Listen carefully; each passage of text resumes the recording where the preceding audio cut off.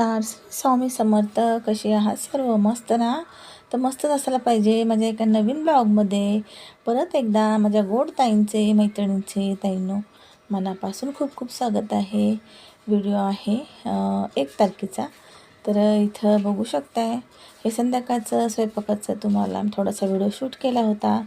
छानपैकी अशी मी अख्खा वांग्याचं कालवण केलं, भात आणि शिमला मिरचीची भाजी. अशा प्रकारे शिमला मिरचीची भाजी तुम्ही करून बघा, खूप छान लागते.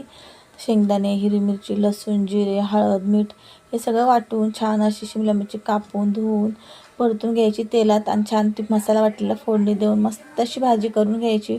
खूप छान लागते ही भाजी ना. भातावरही खाता येते, भाकर चपातीसोबतही खाता येते, मस्त लागते खूप. तर नक्की एकदा करून बघा. डिटेलमध्ये रेसिपी पाहिजे असेल तर रेसिपीसुद्धा मी तुम्हाला करून दाखवेन. आणि इथं मी मिरच्या आणल्या होत्या, ज्या तिखट कमी असतात बोलतात, पण भज्याच्या मिरच्या. तर मिरचीचे भजे केले होते, पण ते खूप तिखट होता ताईंनो, खूप तिखट होत्या. आतमधल्या ना मी कट करून ना बियासुद्धा काढल्या, कारण तिखट नको लागायला. पण खूपच तिखट लागत होत्या, बापरे, खायलाच होत नव्हत्या. कधी कधी तिखट असतात आणि कधी कधी तिखट नसतात बघा. या खूप तिखट होत्या. आणि पालकची भाजी आणलेली, तर पालकचे पकोडेसुद्धा केले. तर दीदी बोलली की पालकचे पकोडे कर.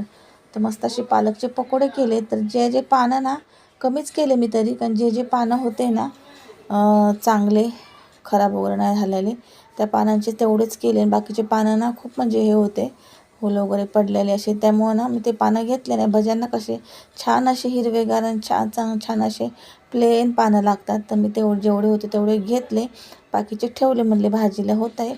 मग इथे बघू शकता एकीकड भात झालेला आहे, शिमला मिरचीची भाजी, वांगे छान परतून घेतले तेलात मीठ टाकून वगैरे.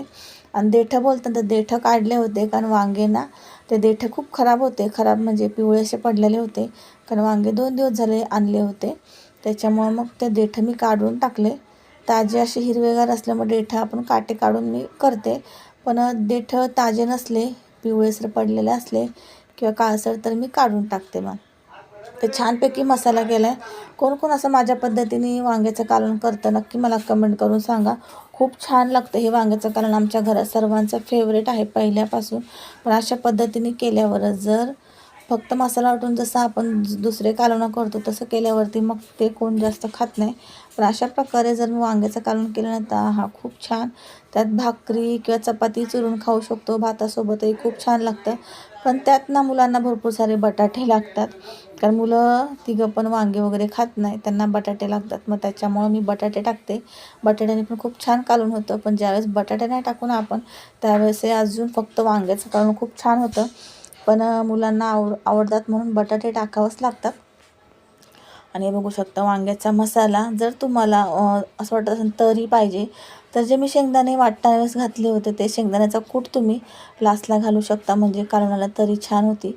आणि हे बघू शकता, इथं माझा अवतार बघू शकता. केस असेच क्लिप लावलेला, पण जेव्हा बसले ना, तर बसल्या बसल्याच मी स्वयंपाकाला यायच्या अगोदर अशीच दिल्ली सैलसर क्लिप काढून वेणी घातली. आणि लक्षातच नाही की व्हिडिओ काढायचा आहे म्हणून, पण मी लक्षच नाही दिलं, म्हणलं तर जाऊ दे. तर दिल्लीच अशी वेणी घातलेली, कारण केस खूप गरम होते, कधी गरम होते, कधी थंडी, कधी काय समजत नाही.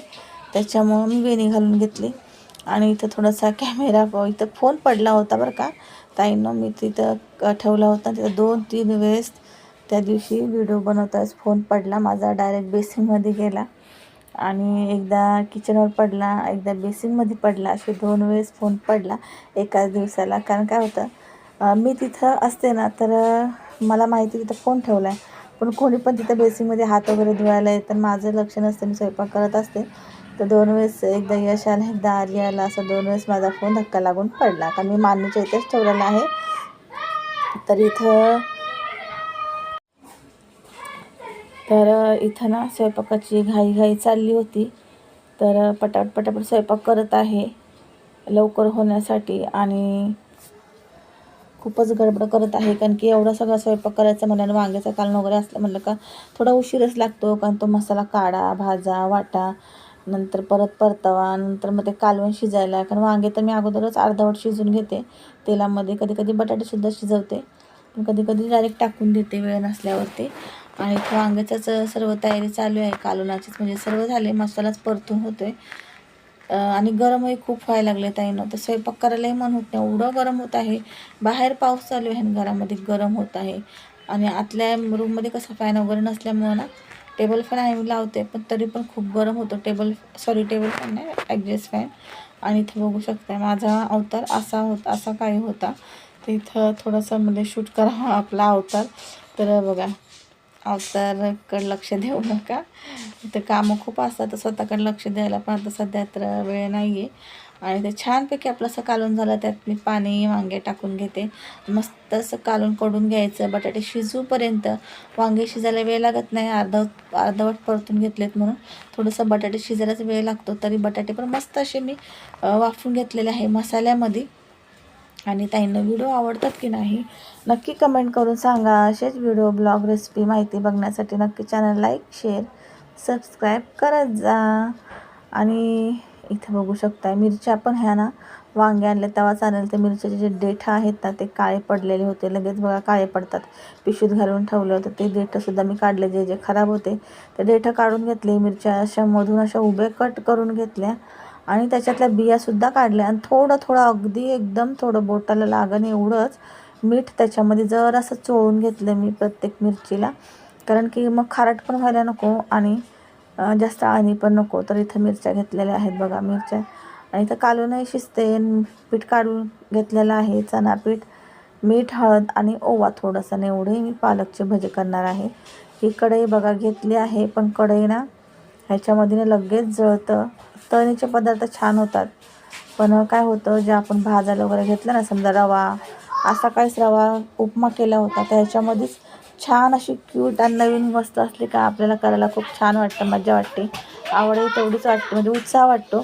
तर मी आज नवीन आहे म्हणून ह्याच्यावरती सगळं करते थोडं असलं का. तर आज पण मी सकाळी उपमा केला, त्याच्यामध्ये रवा भाजायला टाकला तुपात, पण रवा अगदी तूप घातल्या रवा घातला, लगेच रवा करपला. असो तसं इथं बघू शकताय छान असे मिरच्याचे पकोडे बनवत होते. आणि पकोडे बनवले आणि पालकचेही पकोडे मस्त असे झाले होते, खूप छान. खूप दिवसांनी केले होते, म्हणजे छान वाटतं दरवेळेस करण्यापेक्षा. खूप दिवसांनी आपण असं काय केलं तर खायलाही छान वाटतं. आणि बाहेरच्या खाण्यापेक्षा कधी पण असं घरी करून खाल्लेलं चांगलंच आहे. एवढंच की ऑइली आहे खूप, तर त्यामुळं आपल्याला दरवेळेस करता येत नाही. तर असा होता आजचा स्वयंपाक. वांग्याचं कालवण, शिमला मिरचीची भाजी, भात, चपाती आणि हे मिरचीचे भजे, पालकचे भजे.